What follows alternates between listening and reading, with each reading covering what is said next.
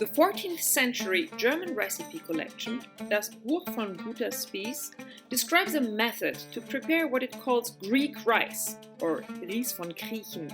which is pretty much identical to the Persian way to cook rice with a crispy brown crust, the famous Tahdeeg.